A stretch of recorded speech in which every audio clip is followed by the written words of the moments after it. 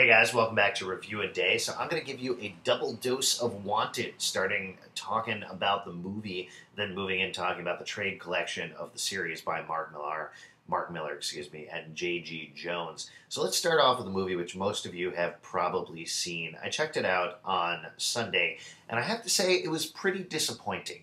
And here's my biggest piece of disappointment about it, is that they strived to make it realistic, which is totally ridiculous. I'm going to spoil the crap out of the movie for you guys right now.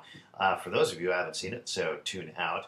But the crazy gunplay and everything that they did in the movie was all tried to explain by the fact that some people possess the ability to harness their extra adrenaline bursts. So if they get a lot of adrenaline, they see things at essentially 400 times the speed that normal people do, so they're able to slow everything down and do everything faster. They're not superhuman in terms of their strength, they're just able to move faster and do everything better than everybody else is. So that's the realistic explanation for everybody. They also explain that they don't heal faster than everybody else.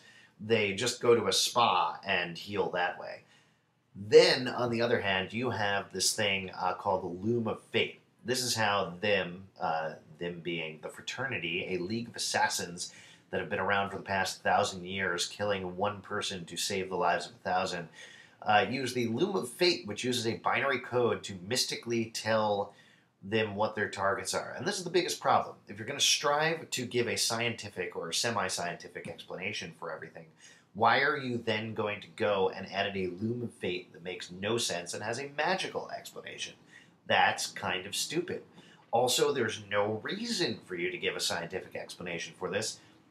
If you told me, hey, you have superhuman strength and you can do superhuman things, I would totally accept that. The other thing about the movie is that it's mean, and a lot of people have been talking about that, but it's not really mean enough. There's really no boundaries that are too pushed by anything that goes on there, and I think that's a good time to bring in Wanted, the collection by Mark Miller and J.G. Jones from Top Cow. When I originally read this trade collection, I wasn't too crazy about it. I thought it was okay, but not great. Upon second reading, I would say it's okay, but not great. I get a little more on the second reading what Mark Miller is trying to do here. He's just trying to do something that's totally silly, totally over the top.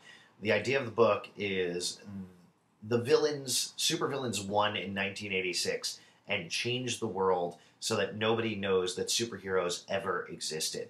And they've been secretly running the world in the background from then on. He pushes everything to the extreme. So by that, there's not just ultra-violence, there's also ultra-racism in the book, ultra-sex, everything else is going on. It's everything to the max, and that's pretty much what he's trying to do, is a completely amoral book. Does it work completely? No, of course it doesn't. But I wish with the movie they had a chance to go and fix the things that were wrong about the book in the movie. Instead, they decided to change the plot to make it something that would be more palatable to audiences, which is a huge mistake. It was such a great idea in the book of supervillains won and nobody's known about it. People in movie theaters know who superheroes are, and they can easily follow up on that. Granted, you can't have things like the main character of Wesley raping an A-list movie star, and nobody finds out about it. Isn't that hilarious? Of course you can't have that in a movie, but I think there are ways around it, and I think there are ways of working in it. Anyway, Wanted, the book, is... I do think it's a fun time. There's certainly some really silly, over-the-top things that go on here. Is it perfect? No, but is it worth picking up? Absolutely. The movie... I would say don't go see it. I just think it is kind of a waste of time at the movie theater. Oh, and one last thing to mention about it, this is something that in particular bothers me about a lot of Hollywood movies, is the basic message of Wanted is don't be a conformist, do whatever you want. However, the way they get there is by completely conforming. So it's another one of these movies like V for Vendetta where they completely miss the point and everybody dresses up like V at the end, is don't conform by conforming to this nonconformist. It's a stupid mixed message that completely doesn't work and only seems reasonable in the eyes of Hollywood writers and directors. In any case, I've talked about this for too long, too much of a rant. I will see you guys tomorrow, and yeah, goodbye.